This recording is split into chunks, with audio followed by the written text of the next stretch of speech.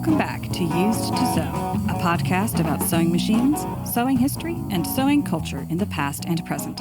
I am your producer and co-host, Aradia, daughter of your main host, T.R. Kelly, who is here today to talk to you about vintage wiring. Why it isn't as scary as you might think, the different types of materials and problems you might find, how to test it, how to fix it, and how to know when buying a replacement part is the better choice. This episode was both inevitable and a request. We can't just talk about vintage sewing machines forever and ever without touching on wiring, and a few listeners have expressed interest in the topic. So, here we are. We start with the cords themselves, then move on to the motor, then the light, and finally, the speed controller. We will remind you about the logic behind the safety protocols, compare electricity to propane as a power source, and of course, touch on off-grid power generation again. TR knows a lot about motors and electricity, whereas I know basically nothing. I am capable of following safety directions, but my base intelligence is not well suited to grasping this kind of engineering stuff. Hopefully, my ignorance matches some of yours, and we can all learn together. One final caveat before we get into it. This episode focuses on North American electrical standards, so a few of the technical details might not sound right to some of our listeners. But the safety principles still apply. So listen on to learn how you too can bring a 101-year-old machine back into purring perfection. Hey, we're back again. Hope you enjoyed that rewind episode that we had, because we had a little technical snafu and didn't get a fresh one up for you. But I myself really liked re-listening to that rewind episode. My God, the sound of the thing is so much better, right? We got new microphones and new computers, and we're not like sitting in the same room. And yeah, we're sounding way more pro-ish, baby.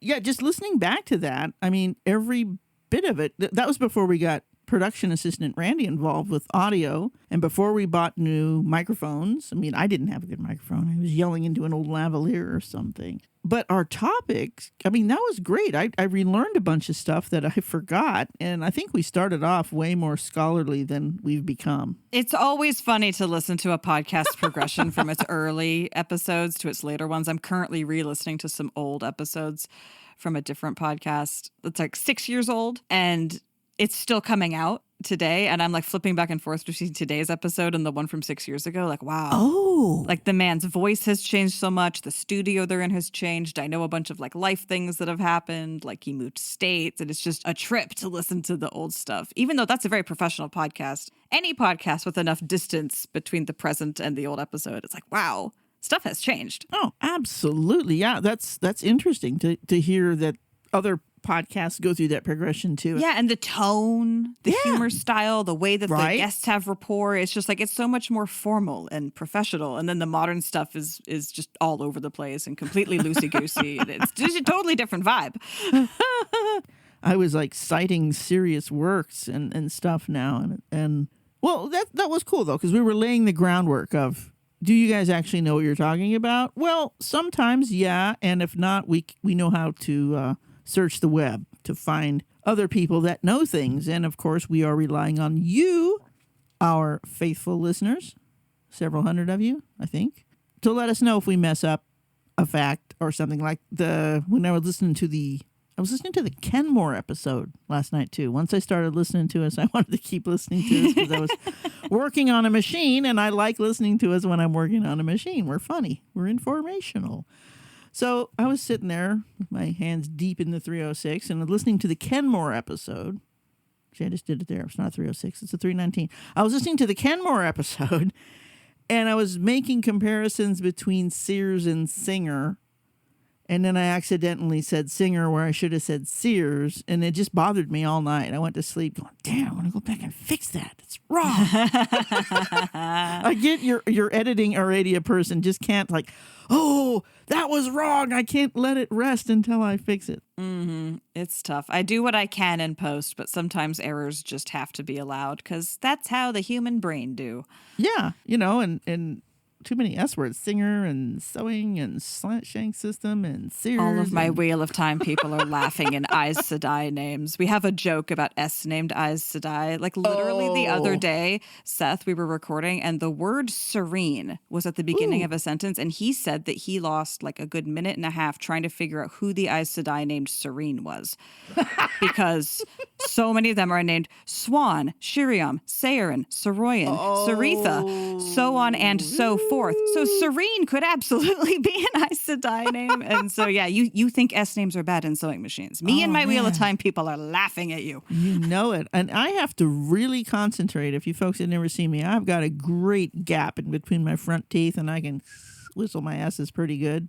So saying singer slant shank system, it's always I got to stop and think about that. So yeah, the Kenmore episode, as I was listening to the Kenmore episode, I listened past my mistake to the fact that, I promised we would do more on Kenmore because we just sort of overviewed the whole Sears reality, how they got started and their place in the social fabric of the U.S. and then their eventual demise. And we didn't really talk about the Kenmore machines at all. And I do want to tell you folks, we will get back to that. That is a huge topic and it's not what I'm doing today.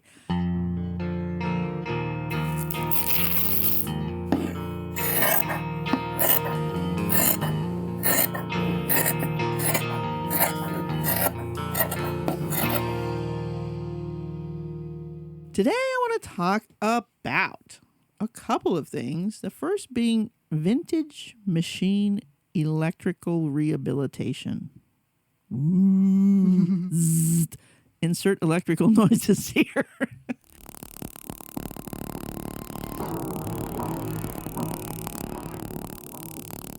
Electricity. One of my favorite things is electricity. I make my own.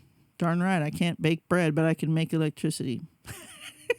It falls right out of the sky every single day, hits my panels, and is actually powering my sewing machines, my computer, all that stuff. But no matter if you get your electricity from the grid or you're making it yourself with hydropower or solar or whatever you got, electricity is electricity, and it can kill you. It can kill you dead. It can kill you dead before you even know you're dead. It can also kill you dead in various other ways that make you wish you were dead quicker. But anyway, electricity is not to be messed with. And I think a lot of people have taken that message so far to heart that that's one of the things that scares them off of vintage sewing machines at all. See what I'm saying? Oh, yeah, for sure. It's like a gun, but at the speed of light, right? There's a sense of like absolute doom and destruction, but also it happens faster than you could literally react. So it's maybe, abstinence is the best policy, maybe. I know a lot of people that for instance, I live in an RV. I use propane gas for my heat, my water, heating my water, cooking my food, even running the refrigerator. If you don't know how propane fridge works, it's pretty cool. You can look that up. There's a lot of people that are so terrified of gas that they don't ever use those features of their RV at all. They always keep it on the electric option. They always have to go to campsites or have enough batteries and panels that they can run a refrigerator and a water heater. That's a lot of power. So a lot of people are just as afraid of electricity because gas, at least you can smell it. You know where it is. Oh, smells like gas. Better shut that off. Electricity's quiet. You can't see it. You can't hear it. You can't smell it. Well, we'll talk about that because we can all smell that electric. Okay. Think of a smell of a motor, of an old motor. It has a distinctive electrical smell. That's one kind of electrical smell. The other kind of electrical smell that you don't want to smell is hot burning plastic, anything that's hot and burny smelling. So electricity can let you know it's around with some kind of smells. And of course, the last thing you hear before you die will be zzz. Very understated sound. My dad worked for the phone company back when there was only one. And him and all of his crew, they would sneak up on each other when they were doing work, stuff that wasn't critical or whatever. And they sneak right up beside the guy and go, zzz. It never loses its funniness. It doesn't. And they were just working with phone wires. They weren't working with like neighborhood distribution for kilowatts or kilovolts or however. Lineman, you can correct me on that. It's big. It's huge. Anyway, back to your sewing machine. Okay, I'm going to be speaking. I know we've got listeners in Europe and other places where the electricity is a different flavor and color, but I'm just going to use my U.S. and Canadian flavor here, which is 110 volts AC at 60 cycles. Uh-oh, she's talking technical. Nerd shit. Let's just talk about our electricity is that, let's just say it's that color. United States color electricity. So the first thing, you go in a thrift store. Oh, a sewing machine. Cool. And you look at it. First of all, look, does it turn? Like the things we've gone through with does it turn? Is it mechanically sound? Is there all the parts there? Now think about that electricity. Look at the cords. Now, if it's a portable machine, the cords are going to be pretty much right out there where you can see them. One leading to the wall plug-in thing and one leading to the foot controller or the knee bar or what. Anyway, look at the wires. There's a lot of different kinds of wires. The first thing you need to notice is, can you see metal sticking out? Is the wire like frayed, broken? You can actually see the copper or aluminum strands of wire. Needless to say, don't plug that in. Just don't do that yet. Know that machine is going to need some work. Are you up to it? Electricity is absolutely logical. It never breaks its own rules. If you know the rules of electricity and you follow them, you won't get hurt. Electricity doesn't care. It just does its thing. It's like any other force of nature, water, fire, whatever. It's just physics. It's not being mean to you because it bit you. You plugged in something that, electricity wants, it's in the wire. It's in the metal part. And then there's a plastic or cloth or bitumen or whatever the year that you bought your machine there. It's an old machine. It's probably fabric and pitch kind of stuff, asphaltum. They hadn't really invented plastic yet. No plastic. And that does degrade over time. In the 50s, they were using some weird flat rubber cord with two wires inside, and that stuff will melt if oil touches it for too long. I've seen that in machines I've cleaned, for sure. Bits and pieces of the cord just like weirdly melted, but like not in a burnt way. There's not like a sootiness to it, but like something melted it. Oil. And guess what you have to do with your sewing machine, right? You oil it. And, exactly. Yeah. And oil melts rubber. That's why sometimes when you see soles of work boots, they'll say oil resistant. Because otherwise your work boots would melt too, right? Oil's great stuff. So that's a real common 1950s, 40s and 50s kind of wire. And then you get into the 60s and you start getting this brittle plastic vinyl stuff that gets really hard and just crumbles off and leaves the bare wire there. So you've got all these different types of wires, and each one has a point of failure depending on how it's been treated in its life. So the first thing you want to do is just look at the wire, not just in general. Start at the plug. The part goes in the wall. Is it connected to the cord good? Is there any wires? Okay. Physically run your fingers all the way back along that wire. Now, here's something we see in sewing machines a lot. The wire has, especially portables, you got wires sticking out, you're sewing away. Your hand wheel or your belt is rubbing on one of those wires and wearing through. I see this a lot. I've done it myself. It's like, oops, get the electrical tape out. And you've got just little bits of wire chunked out like that. You can wrap them with electrical tape for now while you're testing the machine. You haven't bought it yet, so, you still have to decide if you're going to spend $25 on this thing, because it's going to take you a while to fix the wiring. Now, here's the wiring that really scares people. It goes into the motor. Oh, that wiring's all crumbled and broken. It's going into the motor. The motor is like, ooh, a scary thing. What's in there? What's in that motor? I mean, I'm assuming pixie dust. That's about the degree that I understand motors. Motor. What's in that motor? Okay, the wire goes from the wall to a terminal block, and then one set of wires goes out to the light. One set of wires goes out to the motor. More wires go to the foot control. We got wires all over the place. There's diagrams all over the net of how, your specific machine. I'm going to talk about what I know, which is those old vintage Singers that use the 3-prong terminal that plugs into the end. Take that terminal off. There's wires behind it. You can unhook everything. See, this is a thing. These old machines, you could take it apart and fix it. Look at a modern machine controller set. It's all molded plastic. If something breaks inside of there, you have to throw it away and get a new one. On these old Singer controllers, oh, I need to replace this wire. Okay, I'll unscrew it from this end, unscrew it from this end. The new one in, screw it all back together. Boom, fixed. Awesome. You can rewire vintage sewing machines, especially those old Singers. They're made for it. I'm not saying it's easy, but you can do it. Unplug the machine first. Okay, so what's in that motor? Okay, so let's just skip ahead and say you've evaluated all the actual cords, all the actual wires, and there isn't any bare spots or dangerous stuff that you can see right away. Now you got a motor and a controller and a light. Those are your three things that are electric on your electric sewing machine. The controller, the thing that goes on the floor or is in the knee cabinet. Now that's your speed control. It has a whole lot of things that we'll talk about, but let's talk about the motor first.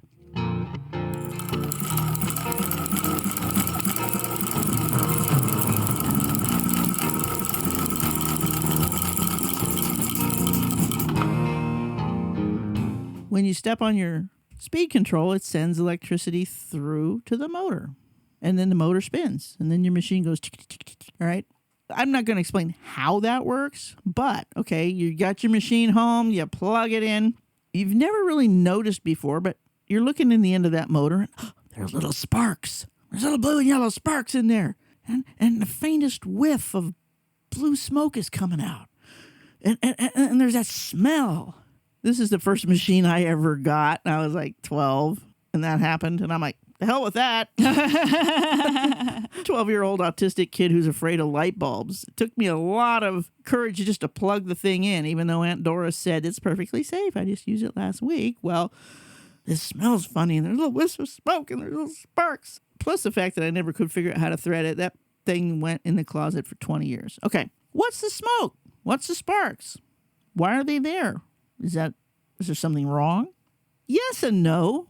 Is there something wrong that's going to hurt you or cause a fire? No.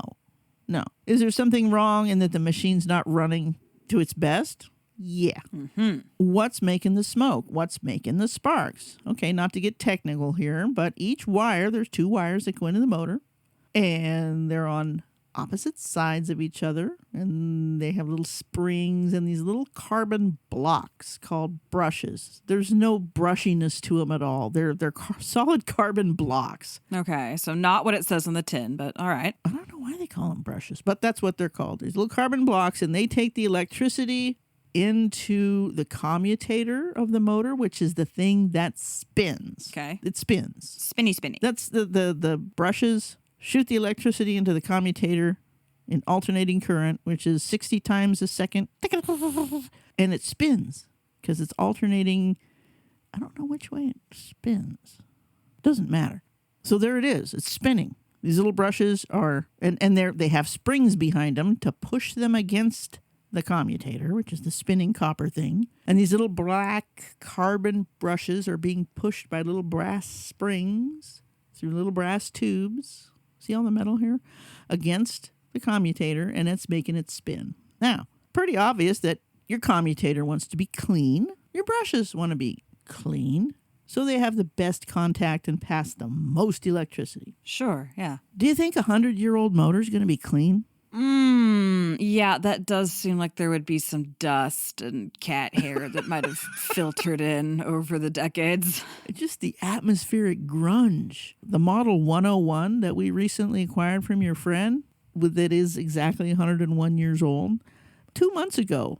It's time to rehab that motor. Pull off the back cover, run it. Yes, you got your little puffs of smoke and your icky smells, and those brushes have been in there 100 years. And they've got crap on them. A lot of times with other kinds of motors, not necessarily the 101, but just kind of the one that sits on the back of your machine, the little motor that you can see the sparks and stuff. Gee, I ought to put some oil on that. Why? Where did you read that? Unless there's a little hole that says oil, don't.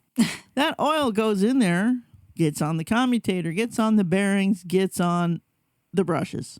Now the brushes are soaked with oil. Electricity is going through them. There's where your little whiffs of blue smoke are coming from. What's the cure?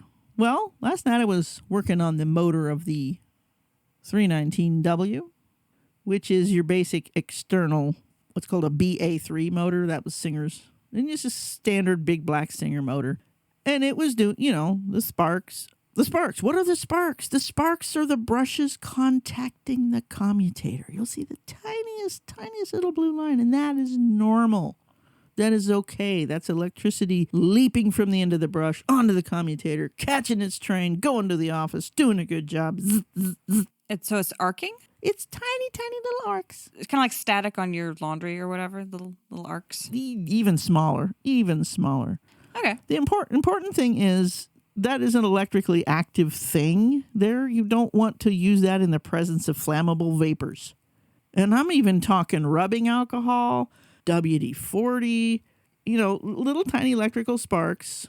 A little spark from a sander set off a school explosion in Texas that killed 400 people because they couldn't smell the natural gas. It was before gas was odorized. Anyway, sparks are sparks. So if you're using any kind of, you're refinishing the cabinet and you think you'll just give the machine a little zoom, zoom, zoom. If your refinishing liquid says don't use in the presence of sparks, don't. Okay, so those little tiny sparks are normal. Big sparks, big yellow and blue, especially yellow. The blue ones are kind of normal. Yellow is getting like there's too much gunk in there. There's crud, there's interference, there's resistance. It's causing more heat, and it's letting through less power. Yellow is a colder color than that bright blue. See what I'm saying? Right, so it's stuff that's actually burning because of the heat of the blue stuff. Yeah, or just the electricity's having to jump a gap so hard it's using too much of its power. Right? Oh, gotcha. So the colder the color, the more power you're losing. Yeah, it's more efficient. Yeah, so the warmer the color. Like if you're looking at a gas flame and it's all yellow, that's not good. You want your gas flame to be nice and blue. Right. Okay? Right, Same thing with your electrical sparks. Well, how do you get rid of that? Can you clean a motor? Yes, you can. And there are many good videos on YouTube about how to do that. Unplug it first. Then you have to take it off of the machine, unwire it from the controller, unwire everything, take it apart. You're going to get in there and you're going to see these little brushes. This is something I have not yet seen on a video. It's an old sewing machine guy showed it to me. Not a sewing machine guy, an old power tool guy showed it to me. Oil-soaked brushes. Hold them in tweezers and set them on fire. And they'll burn brightly for 15 or 20 seconds until all that oil gets out of there. And then they're nice and dry and crisp and clean like they were from the factory. You just burn them out. It doesn't harm the actual metal thing. It just harms the contamination. It does not harm the stuff. You just want to hold them in a tweezer and hold them over a cigarette lighter or a candle. And just till it catches fire. Don't keep holding it in the candle. Let the thing catch fire and then kind of hold it off to the side until it burns out. The other thing I want to tell you about brushes is they have a curvature that has to match the commutator. I put one back together wrong, the Poor 319. It was late night. I was excited. I was listening to Used to Sew. I put one back in wrong, and then I put the whole thing back together and fired it up. And it's like, because you said it's supposed to be like it touches very, very lightly, and this was not a light touch, I take it. This is a light curvature. The two curved surfaces have to match and mate nicely. Well, I had it 90 degrees wrong. Oh, yeah, that would be 90 degrees aggressive. wrong. It was just chattering against the commutator. If I would have let that go on, it would have wrecked the commutator. The commutator's made of soft copper sections, and it would grind that down. Yeah, a motor that's noisy and making grungy sounds, it might have brushes that are stuck in their little tubes. They could be with grunge or just time. So taking a motor completely apart and cleaning it, it'll be full of junk. Something about electricity, I think it's called electrostatic attraction. Yeah. It pulls dust out of the air. You can see this in old computers. You open up an old computer and it's full of ugh. Yeah, exactly. That's where I've heard of this from. Yeah. So it's the same with motors. And, if you're scared of electricity, you don't want to do it, you can buy perfectly good replacement motors. They're not original to your machine or whatever, but they're nice, good, strong motors. Just bolt them right on, the external kind, for about $40 from a company called Alpha Sew. Brand new. New cables, new everything. Don't mess with it. If you're like me and you want to mess with it and you like the smell of old grease and wire and zzz in the morning, go on YouTube and type in rewire Singer motor. I'm not going to make this video. There's so many people that have done a really, really good job. I'm just going to tell you those videos are out there. Electricity is logical. It doesn't jump out and bite you just because it doesn't like the color shirt you're wearing. It follows the rules. So if you're ready to tackle electricity, yeah, do that.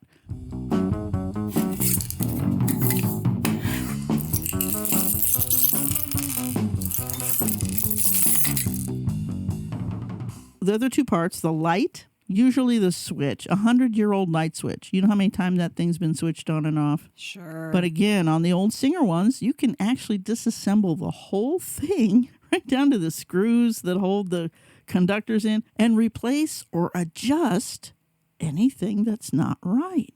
Made to be repaired. What a concept, right? It's beautiful to look at the thought that went into these parts and pieces. So the light switch, what you're probably going to run into is the switch itself is loose. It's not making contact. Once you open it up, look inside, you'll see what needs to be done. Or again, look at YouTube. The third piece of your electrical rig is the speed controller or the rheostat. R-H-E-O-S-T-A-T. Rheostat. It's a thing that allows electricity in by resisting it. Okay. So if you're sewing at a slow speed for a long time, you're resisting that flow of electricity to only let a little bit through. Resistance has to go somewhere. It comes out as heat. A lot of times you're sewing slow for a long time, you'll feel your foot control get warm, quite toasty. Mm-hmm. On my Kenmore, that spot is right under where my right elbow rests as I'm sewing. Oh, because it's a cabinet machine. Yeah, with the knee thing up there. Yeah. Uh-huh. And I just, after I've been sewing for a while, I'm like, oh, my right elbow is warm. Huh, interesting. Yep. If you've got a cat, your cat is going to seek this thing out and want to lay on it. No. Your cat laying on it will continue to build resistance heating as the cat weight lets just a little bit through. And pretty soon it's going to get too hot for the cat, or maybe the cat will spontaneously combust. But when you're not using your sewing machine that has the rheostat foot controller or knee controller, unplug it, put it in a power strip. These things are not 100% safe. Just the tiniest bit of heat, of electricity going through. Not even hardly enough to make a hum in your sewing room. There have been fires caused by sewing machine rheostats. I'm not trying to scare you. I'm saying unplug it when you're not using it. The most common trouble with foot control, okay, you went to the vintage machine, or I got this machine from my grandma, I plug it in, it's got one speed, full blast. Oops. Your foot controller is out of adjustment or just plain broken. Again, these things are available to buy, the pieces of the little old ones, or a complete new. You can buy a motor, light, and rheostat set all wired together, ready to just bolt onto your machine. For these old machines like your old 15, Mm-hmm. you can just buy that whole unit for like $60. Made in China, not repairable. But if you're afraid of electricity, that's one way to go. The other way to go is find your local sewing machine dude who does electricity. Some of them don't. I've ran into a couple people that just will not do anything with electricity because then they say stuff like liability, insurance, meow, blah, blah, blah, blah, blah, whatever. You're scared of it. And then there's people that just, no, I'm only going to work on treadles and hand cranks. Just not going to go with the devil's juice there. I guess the whole point of this rambling is that if you're afraid of electricity, honor that fear. If you're afraid but interested, learn about it. Learn about it. If you're just, hey man, I want to know how that works. I want to do the whole thing. Do it. But go to YouTube or other places or sit at someone's elbow and watch them take things apart, put them back together, and test. One more electrical thing. If you're off-grid making your own electricity, like I am, your sewing machine uses between 40 and 60 watts when it's running full blast. That's not very much. However, your light bulb uses 15 watts when it's just sitting there idling. And if you're on alternative power, that adds up. So I would suggest that you replace your light bulb with an LED version. You've gone from 15 watts to a half a watt. If you don't want to do that, turn it off. You're over there cutting out. You're not at your machine. You're out there fiddling with pieces. You're not using it, turn it off. I like the warm glow of old incandescent bulbs. So I actually keep some around for when I'm plugged into grid power. Or I just have so much power in my batteries, I got to burn some off somehow. I'm going to switch out the sewing machine light bulb, get that nice 1920s glow. So this has been a whole bunch of as non-technical as I could make it. I don't really know like Ohm's law and all that stuff. I know electricity by messing around with it, by watching other people do with it, by getting shocked a few times. Once you feel like, yeah, I've done that, you'll feel good. Electricity is one of those things that a lot of people are scared of. And if you've got a feeling that you can handle it, that's great. That's awesome. Always be safe, be threaded, be grounded. Plug yourself into a power strip so you don't blow. See you next time. And there you have it, an electrifying deep dive into vintage sewing machine motors and wiring. You should by now feel slightly less intimidated by evaluating old electric machines, or smelling the smoke of an old motor coming back to life, or even just fixing the light socket. Remember, old machines were meant to be repaired. They yearn for screwdrivers and new parts.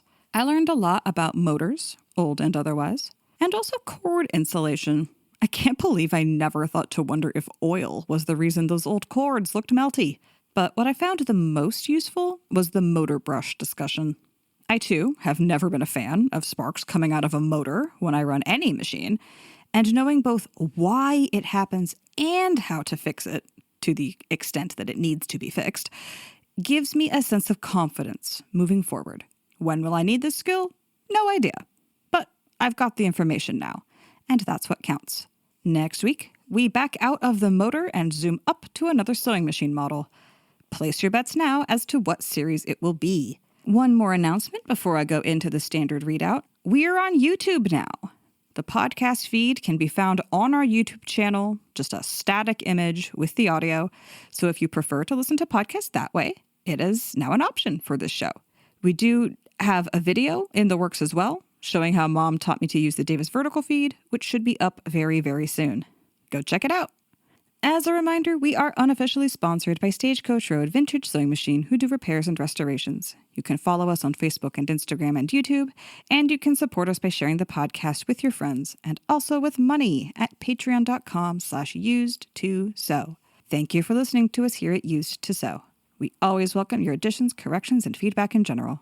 Please reach out to us via email at usedtosew@gmail.com. Used to Sew is a production of Fox and Raven Media. For more podcasts from Fox and Raven Media, visit our website at foxandravenmedia.com.